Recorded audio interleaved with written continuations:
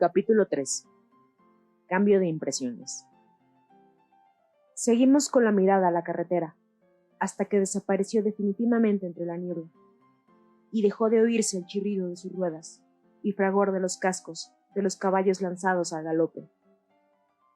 Para demostrar que no habíamos sido víctimas de una alucinación, quedaba entre nosotros la muchacha, que precisamente en aquel momento estaba recobrando el sentido. No pude verla, porque tenía el rostro vuelto hacia la parte opuesta al lugar donde yo me encontraba. Pero oí su voz, muy dulce, que preguntaba en tono suplicante: ¿Dónde está mi madre? ¿Dónde estoy? No veo el carruaje. La señora Perry contestó a sus preguntas lo mejor que pudo, y paulatinamente la joven fue recordando lo que había sucedido. Al enterarse de que nadie había sufrido el menor daño, quedó muy aliviada. Pero cuando le dijimos que su madre la había dejado a nuestro cuidado y que tardaría unos 3 meses en regresar a buscarla, se echó a llorar. Iba a acercarme a ella para ayudar a la señorita Perry en sus esfuerzos por consolarla, pero la señorita Lafontaine me detuvo, diciendo: «No se acerque a ella, señorita. En el estado en que se encuentra, no podría soportar más de una persona a la vez». Pensé que podría visitarla en cuanto lo hubieran acomodado en su habitación. Entretanto, mi padre había enviado en busca del médico, que vivía a unas 2 leguas de distancia, y ordenó preparar una habitación para alojar a la muchacha. «¿Le agrada nuestra invitada?», pregunté a la señora Perry. «Dígame, ¿qué impresión le ha causado?». «Me agrada mucho. Creo que es la muchacha más bonita que he visto en toda mi vida. Tiene aproximadamente la edad de usted, y es verdaderamente encantadora». «¿No se han dado cuenta de que en el carruaje había otra persona?», intervino la señorita Lafontaine. «Una mujer que ni siquiera asomó la cabeza». «No, no la habíamos visto». La señorita Lafontaine nos describió un extraño personaje, vestido de negro, con un turbante rojo en la cabeza, que miraba continuamente por la ventanilla, haciendo gestos y muecas de desprecio en dirección a las 2 mujeres. Tenía unos ojos saltones, y sus dientes salientes parecían los de una arpía. ¿Han notado ustedes el desagradable aspecto que tenían los sirvientes?, preguntó a su vez la señorita Perry. Sí, parecían mastines. Nunca había visto 2 tipos como esos. Espero que cuando crucen el bosque no desvalijen a la señora. Pero deben ser unos bribones muy hábiles. Lo han arreglado todo en un momento. Quizá estaban cansados del largo viaje, dijo la señora Perry. Además de su aspecto poco recomendable, tenían la cara demacrada y parecían estar furiosos. Debo contestar que han despertado mi curiosidad, pero confío en que la muchacha nos lo explicará todo mañana, cuando se encuentre mejor. No creo que lo haga, dijo mi padre con una sonrisa ambigua, como si supiera más de lo que decía. Esto activó mi curiosidad, por saber lo que la señora vestida de negro le había dicho a mi padre en el curso de la breve conversación que sostuvieron. Apenas me quedé a solas con él, intenté sonsacarle. Mi padre no se hizo del rogar. «No hay ningún motivo para que te lo oculte. La señora me dijo que temía dejáramos a su hija, porque se trata de una muchacha de salud delicada, y tiene los nervios alterados, aunque no padece ataques ni alucinaciones. ¿No te parece algo raro que te dijera esto? No tenía ninguna necesidad de aclarar ese extremo. De todos modos, eso es lo que me dijo. Me explicó que está efectuando un largo viaje, de vital importancia para ella. Está obligada a viajar con la mayor rapidez y discreción posibles. Dentro de 3 meses vendrá a recoger a su hija. Entretanto, eso no debe decir nada acerca de su personalidad y del lugar a donde se dirige». Al pronunciar la palabra discreción, la ha subrayado con una pausa, mirándome a los ojos con cierta dureza. «Creo que es importante. ¿Has visto la rapidez con que se ha marchado? Espero no haber cometido una tontería al hacerme cargo de esa muchacha». Aunque el médico no llegó hasta la 1 de la madrugada, no pude irme a la cama. Cuando el doctor regresó al salón, su informe fue muy optimista. La paciente se había levantado y su pulsación era regular. No tenía ninguna herida, y el trauma nervioso no había dejado huella. Nada se oponía a que yo la visitara, si ella lo consentía. En consecuencia, le envié un recado por medio de la camarera, preguntándole si podía hacerle una breve visita. La camarera regresó inmediatamente, diciendo que la joven se alegraría mucho con mi visita. No perdí un solo instante. Habíamos alojado a nuestra invitada en una de las habitaciones más hermosas del castillo. La joven estaba recostada, a la luz de los candelabros, en la cabecera de la cama. Su graciosa figura aparecía envuelta en una bata de seda, recamada de flores, y orlada con una cinta de raso que su madre le había echado a los pies. Pero apenas me acerqué a la cama para saludarla, algo me hizo enmudecer y retroceder unos pasos. Trataré de explicarme. El rostro que tenía ante mí era el mismo que se me había aparecido durante aquella terrible noche en mi infancia. El rostro que tanto me había impresionado y sobre cuya aparición había reflexionado durante años, horrorizándome en secreto. Era un rostro encantador, y su expresión conservaba la melancólica dulzura que tenía cuando lo vi por primera vez. De repente, se iluminó con una sonrisa, como si también la joven acabara de reconocer a una vieja amiga. Se produjo un silencio que duró unos instantes. Finalmente, la joven habló. Yo no podía creerlo. Qué raro. Hace unos años vi tu rostro en sueños, y desde entonces me he obsesionado de tal modo que no he podido olvidarlo. Sí, es curioso, dije, tratando de sobreponerme al horror que me había impedido pronunciar una palabra hasta aquel momento. También yo te vi hace unos años, 2 exactamente. No sé si en un sueño o en una realidad, y tampoco he podido olvidar tu rostro desde entonces. Su sonrisa se hizo más dulce, y desapareció el aire de curiosidad que había notado los primeros momentos de la joven. Me sentí más confiada, y cumplí con mis deberes de anfitriona, dándole la bienvenida a nuestro hogar y expresándole la satisfacción que a todos los de la casa, y especialmente a mí, nos había producido su imprevista llegada. Yo era algo tímida, hecho muy comprensible si se tiene en cuenta la soledad en que vivía, pero aquella situación especial me hizo elocuente, casi audaz. La joven apretó súbitamente mi mano y la estrechó entre las suyas, mirándome con sus ojos brillantes. Sonrojándose, sonrió de nuevo y contestó a mi saludo, aunque yo no me había recobrado del todo de mi primera impresión. Me senté a su lado y la joven me dijo: ante todo, es necesario que te cuente cómo y dónde te vi por primera vez. Es realmente extraordinario que nos hayamos soñado mutuamente tal como somos ahora, a pesar de que el sueño tuvo lugar cuando éramos unas niñas. Yo no tenía más de 6 años. Desperté de repente de un sueño agitado y me pareció encontrarme en una habitación muy distinta a mi nursery, una estancia cuyas paredes estaban revestidas de madera de color oscuro y que aparecía llena de camas, sillas y otros muebles. Recuerdo que las camas estaban vacías y que en la habitación no había nadie más que yo. Contemplé la habitación con gran curiosidad, admirando, entre otras cosas, un gran candelabro de hierro de 2 brazos que reconocería entre 1000 si volviera a verlo. Luego me subí a una de las camas para llegar hasta la ventana, pero en aquel mismo instante oí un llanto procedente de una de las camas. Eras tal como ahora te veo, una muchacha bellísima, de cabellos dorados y enormes ojos azules. También tus labios eran los mismos. Salté a la cama y te abracé. ¿Por qué nos quedamos dormidas durante un rato? Me despertó un grito. Te habías despertado y estabas llorando. Me asusté y caí al suelo, donde perdí el conocimiento. Cuando recobré el sentido me hallaba de nuevo en mi casa, en mi habitación. Nunca he podido olvidar tu rostro. No es posible que todo aquello fuese un simple sueño. Realmente, la muchacha que vi eres tú.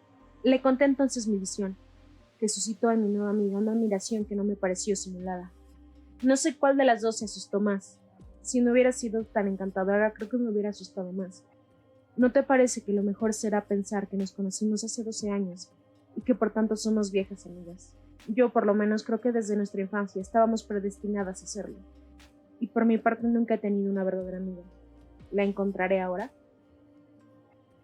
En realidad, aquella joven me atraía de un modo inexplicable, pero al propio tiempo me inspiraba una indefinible repulsión. Sin embargo, pese a lo contradictorio de mis sentimientos, lo que predominaba era la atracción. Aquella joven desconocida, hasta cierto punto, me interesaba. Era tan hermosa y fascinante.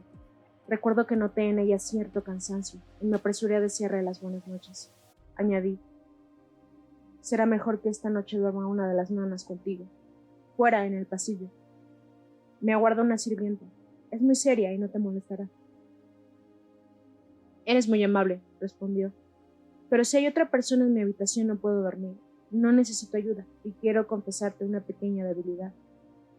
Tengo horror a los ladrones. En cierta ocasión mi casa fue desvalijada y asesinaron a 2 nanas. Desde entonces tengo la costumbre de cerrar la puerta con llave. Tendrás que disculparme, pero no puedo evitarlo.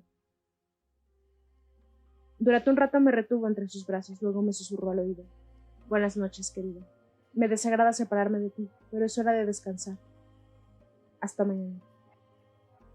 Se dejó caer sobre la almohada, suspirando, mientras sus hermosos ojos me contemplaban con expresión amorosa y melancólica. Los jóvenes se enamoran y encariñan al primer impulso. Me lisonjeaba el evidente afecto que me demostraba, aunque me parecía que yo no había hecho nada para merecerlo. Me encantó la confianza que me había demostrado desde el primer momento. Parecía indudable que estábamos predestinadas a ser amigas. Llegó el día siguiente y volvimos a vernos. Su compañía me hacía feliz por muchas razones. A la luz del día no había perdido su encanto. Era, sin duda, la más hermosa criatura que jamás había visto. Y el desagradable recuerdo que conservaba de su aparición en el curso de mi sueño infantil se había trocado en una placentera sensación. La joven me confesó que también ella había experimentado un sobresalto al reconocerme, y el mismo sentimiento de repulsión que se mezclaba a mi simpatía. Las dos nos reímos de nuestra sombra. He dicho que había en ella muchas cosas que me fascinaban, pero también otras que me desagradaban. Empezaré por describirla físicamente. Era de estatura mediana, delgada, y de formas muy amorosas, aparte de que sus movimientos eran lánguidos, verdaderamente muy lánguidos. Nada de su aspecto denotaba que estuviera enferma. Tenía una tez sonrosada y luminosa, y sus facciones eran pequeñas y correctas. Sus ojos eran negros y brillantes, sus cabellos realmente espléndidos. No he visto nunca una cabellera tan larga y sedosa como la suya, cuando la soltaba sobre sus hombros. A menudo sumergía mi mano entre sus cabellos y reía tontamente ante lo insólito de su peso. Eran unos cabellos mórbidos y vivos, de color castaño oscuro con reflejos dorados. Me gustaba sentirlos en mi mano y luego soltarlos, mientras ella, sentada en un sillón, hablaba sin cesar. He señalado que algunas de sus particularidades no me convencían. He dicho que la confianza que me había otorgado desde el primer momento me había conquistado. No obstante, todo cuanto hacía referencia a ella misma, a su madre o a cualquier aspecto de su vida particular o familiar, despertaba en la joven una extraña reticencia. Desde luego, no era razonable por mi parte insistir en esos aspectos, y tal vez no me portaba bien. Mi obligación era la de respetar la solemne orden dada a mi padre por la señora vestida de negro. Pero la curiosidad es un sentimiento que carece de escrúpulos, y ninguna muchacha soporta de buen grado verse desilusionada por lo que le interesa. ¿Qué podía haber de malo en el hecho de que mi amiga me contara lo que ardientemente deseaba hacer? ¿Acaso no tenía confianza en mi sentido del honor? ¿Por qué no me creía cuando le aseguraba que jamás divulgaría una sola palabra de lo que me dijera? Su persistente negativa, acompañada siempre de una sonrisa, me pareció una actitud totalmente en desacuerdo con su edad. No puedo decir que el hecho fuera motivo de discusiones entre nosotras, porque resultaba imposible enfadarse con la joven. Sus explicaciones no me aclaraban nada, o por lo menos eso creía yo. Puede resumirse en 3 vagas revelaciones. La primera era su nombre, Carmila. La segunda, que los miembros de su familia eran nobles o intelectuales. Y la tercera, que su casa estaba situada al occidente de la nuestra. No me dijo su apellido, ni sus títulos nobiliarios, ni el nombre de sus propiedades, ni siquiera la región donde vivía. Y no es que yo la atosigara continuamente con mis preguntas. Me limitaba, simplemente, a intercalarlas siempre que la ocasión era propicia. Prefería las fórmulas indirectas. 1 o 2 veces, en realidad, la ataqué frontalmente. Pero cualquiera que fuese la táctica que empleaba, el resultado era siempre el mismo, un rotundo fracaso. Los reproches y las caricias no servían de nada. Aunque debo confesar que sabía eludir las preguntas con una evidente destreza. Sé que tu corazón se siente herido. No me juzgues cruel. Me limito a obedecer una ley ineludible que constituye mi fuerza y mi debilidad. Si tu corazón está herido, el mío sangra con el tuyo. En medio de mi gran tristeza vivo de tu exuberante vida, y tú morirás dulcemente por la mía. Es algo inevitable. Y así como yo me acerco a ti, tú a tu vez te acercarás a otros, y aprenderás el éxtasis de la crueldad, que es una forma del amor. No intentes saber nada más de mí, ni de mi vida, pero ten confianza, con todo tu amor. Experimentaba una extraña y tumultuosa sensación que, si bien en cierto sentido me resultaba agradable, me inundaba al mismo tiempo de temor y repulsión. Siempre que tenía lugar una de esas escenas me sentía sumamente turbada. Y al tiempo que aumentaba el placer que me producía, aumentaba también mi repugnancia. Sé que lo que acabo de explicar podrá ser paradójico, pero no puedo expresar de otra manera lo que sentía. Han transcurrido 10 años desde que tuvieron lugar aquellos hechos, y la mano me tiembla aún al escribir acerca de la situación en que inconscientemente me vi envuelta. A veces, después de un largo periodo de indiferencia, mi extraña y bellísima amiga me tomaba la mano, estrechándomela con pasión. Se sonrojaba y me miraba con ojos lánguidos, de fuego. Su conducta era tan semejante a la de un enamorado, que me producía un intenso desasosiego. Deseaba evitarla, y al propio tiempo me dejaba dominar. Carmila me tomaba entre sus brazos, me miraba intensamente a los ojos. Sus labios recorrían mis mejillas con 1000 besos y con un susurro apenas audible. Me decía: serás mía, debes ser mía. Tú y yo debemos ser una sola cosa, y para siempre. ¿Qué quieres decir con tus palabras? ¿Te recuerdo acaso a alguna persona a la que amaste mucho? No me gusta que me hables así. Cuando lo haces no pareces la misma, y tampoco yo me reconozco. Cuando me miras y me hablas de ese modo, no hallaba una explicación satisfactoria a aquellas efusiones. Sin embargo, no parecían afectadas ni falsas. Indudablemente se trataba de una explosión espontánea, de un instinto o sentimiento reprimido.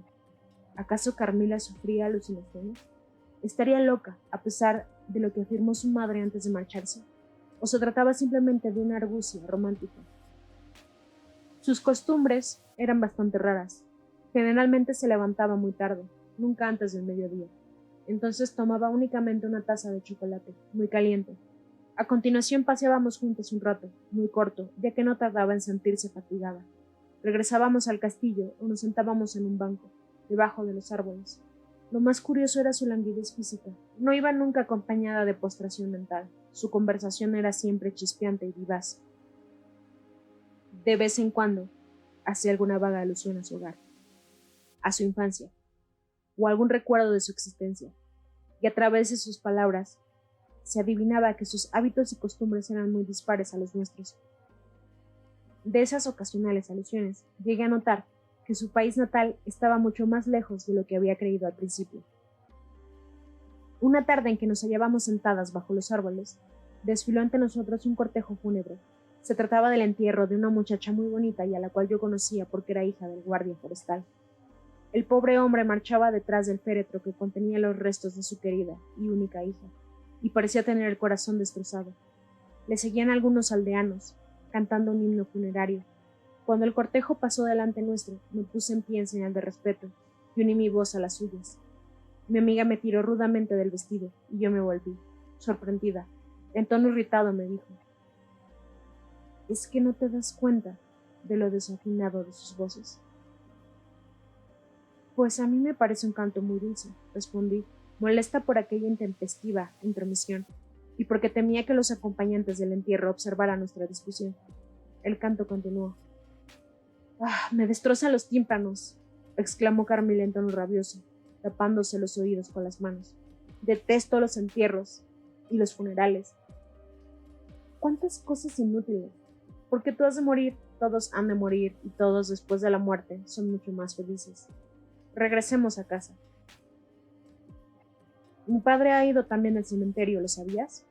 No, no me importa, ni siquiera sé quién es el muerto, replicó mientras sus ojos centelleaban. Se trata de aquella muchacha de que hace unos 15 días creyó haber visto un fantasma. Desde entonces ha ido empeorando y ayer por la mañana falleció. No me hables de fantasmas. Esta noche no podría dormir. Espero que no haya una epidemia por estos alrededores. Existen algunos síntomas. La mujer del pastor murió hace una semana y también dijo que había notado una extraña opresión en el cuello, como si alguien tratara de ahogarla. Mi padre dice que esas alucinaciones son frecuentes en los casos de fiebres epidémicas. La mujer se hallaba perfectamente el día anterior, pero después de aquella noche se debilitó inesperadamente y al cabo de una semana falleció. Bien, supongo que ya habrán terminado con los cantos fúnebres. Nuestros oídos ya no se verán torturados de nuevo. Todas esas cosas me ponen nerviosa. Siéntate a mi lado, más cerca. Nos habíamos retirado unos pasos y Carmila se sentó en un banco. Su semblante se iba transformando de tal modo que me asusté. Se había puesto pálida, sus dientes rechinaban y apretaba los labios, sacudida por un continuo escalofrío. Todas sus energías parecían empeñadas en luchar contra aquel ataque. Finalmente profirió un ahogado grito y se tranquilizó paulatinamente, superada la crisis de histeria. Esto sucede cuando se agobia a la gente con himnos funerarios. No me sueltes, me siento ya mucho mejor. Aquello pasó como una nube de verano, pero aún tuve ocasión de asistir a una nueva explosión de cólera de Carmila. Cierto día estábamos contemplando el paisaje desde uno de los grandes ventanales del salón, cuando vimos a un vagabundo que cruzaba el puente levadizo, encaminándose hacia el patio del castillo. Le conocía perfectamente. Cada 6 meses venía al castillo. Era un jorobado y su rostro tenía la expresión mordaz que suele verse en los hombres que son víctimas de una deformidad física. ¿Desean las señoritas comprar un amuleto contra el vampiro, que según he oído decir merodea por estos alrededores como un lobo? Dijo el vagabundo, dejando caer el sombrero al suelo. La gente muere por doquier, pero yo tengo un talismán que no falla. Solo hay que coserlo a la almohada y cuando el vampiro se presenta puede uno reírse de él en su propia cara. Los amuletos consistían en unas cintas de papel trance, con cifras y dibujos cabalísticos. Carmila compró un talismán y yo la imité. El vagabundo nos observaba y nosotros sonreíamos divertidas, al menos yo. Pero de repente, mientras miraba, los ojos del vagabundo, unos avispados ojos azules, parecieron descubrir algo que por un instante atrajo su atención inmediatamente. Sacó un estuche de cuero repleto de toda clase de pequeños instrumentos de acero. Mire, señorita. Además de algunas actividades menos útiles, practico la de dentista. Su amiga tiene los dientes más afilados que he visto en mi vida, largos, afilados, puntiagudos, como una lanza, como un alfiler. Sí, los he visto perfectamente. Son unos dientes peligrosos. Yo entiendo de estas cosas, y aquí estoy con mi lima, mi punzón y mis pinzas. Se los dejaré redondeados y bonitos. Si la señora consiente. En vez de dientes de pez, tendrá una dentadura digna de su belleza. Carmila le miraba con una expresión de odio. Se apartó de la ventana, acusándome. ¿Y permites que ese charlatán me insulte de ese modo? ¿Dónde está tu padre? Quiero pedirle que lo eche del castillo. Mi padre hubiera ordenado que le apalearan, para quemarlo luego vivo. Sin embargo, en cuanto no tuvo ante sus ojos al hombre que le había insultado, su cólera desapareció tan rápidamente como había surgido. Al cabo de unos instantes había olvidado ya al jorobado y sus extravagantes palabras. Aquella misma tarde, mi padre llegó muy perturbado. Nos contó que se había presentado otro caso parecido a los anteriores, y de los cuales ya he hablado. La hermana de un colono de nuestra finca, que vivía a 1 milla de distancia de nuestro castillo, había enfermado repentinamente. Decía que había sido afectada por un ser monstruoso, y su estado se agravaba, lenta, pero inexorablemente. En rigor, dijo mi padre, todo esto puede ser atribuido a causas naturales. Esos infelices se sugestionan con narraciones inverosímiles, y de este modo provocan sus alucinaciones. No deja de ser una cosa terrible, observó Carmila. Desde luego, me asusta pensar que puedo ser víctima de una alucinación semejante. Aunque solo fuera una alucinación, ha de ser tan horrible como si se tratara de un hecho real. Yo creo, replicó Carmila, que todas las cosas suceden por imperativo de la naturaleza, y que la enfermedad que se propaga por la comarca es también cosa de la naturaleza. ¿No le parece? Hoy vendrá el médico, dijo mi padre, eludiendo contestar a la pregunta de la muchacha. Me gustaría saber qué opina el doctor de este fenómeno y qué nos aconseja.